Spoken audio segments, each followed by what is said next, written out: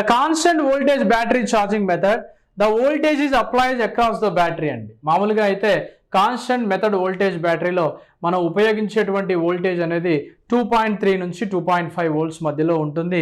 ఈ విషయాన్ని మీరు గమనించండి. బ్యాటరీ యొక్క వోల్టేజ్ అనేది 2.3 నుంచి 2.5కి పెంచడానికి మాత్రమే ఉపయోగపడుతుంది.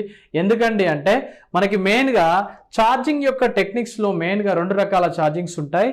ఒకటి సిసి మెథడ్, రెండవది సివి మెథడ్ అండి.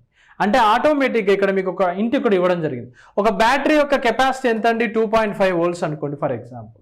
2.5 వోల్ట్స్లో ఆ బ్యాటరీ యొక్క కెపాసిటీ అనేది సుమారుగా 2.3 వోల్ట్స్ అంటే 70% నుండి 80% వరకు సిసి మెథడ్ ద్వారా ఛార్జింగ్ చేస్తాం. తర్వాత ఏం జరుగుతుందంటే దీనిలో ఓవర్ ఛార్జింగ్ ఎఫెక్ట్ని తగ్గించడానికి బ్యాటరీలో ఓవర్ గ్యాస్పింగ్ని మనం కలిగించకుండా, ఓవర్ హీటింగ్ ప్రాసెస్ని కలిగించకుండా, బ్యాటరీ మీద ఒత్తిడి ఉండడం కోసం ఈ 70 to 80%లో 2.3 వోల్ట్స్ అనేది ఫిలప్ అయిన తర్వాత ఫర్దర్గా 20%ని మనం ఛార్జ్ చేయాలంటే దేంతో చేస్తామండి? సివి మెథడ్తో చేస్తాం.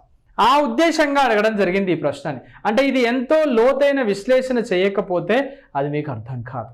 అంటే constant current and constant voltage మెథడ్లో ముందుగా మనము ఫాస్ట్ ఛార్జింగ్ చేసేది కాన్స్టెంట్ కరెంట్ ద్వారా, ఆ తర్వాత 10% ఆఫ్ కరెంట్ని మనం తగ్గించడం ద్వారా వోల్టేజ్ని స్థిరం చేసి బ్యాటరీని మనం ఫుల్ ఛార్జ్ చేయడానికి అవకాశం ఉంటుంది.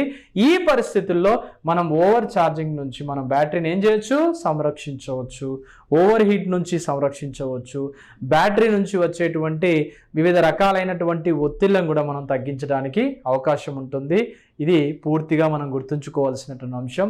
అంటే దీనికి సంబంధించినటువంటి అప్డేట్ వీడియోస్ అనేవి యాప్లో ఉన్నాయి. సిసి మెథడ్, సివి మెథడ్ ద్వారా పూర్తిగా ఒకసారి చూడండి.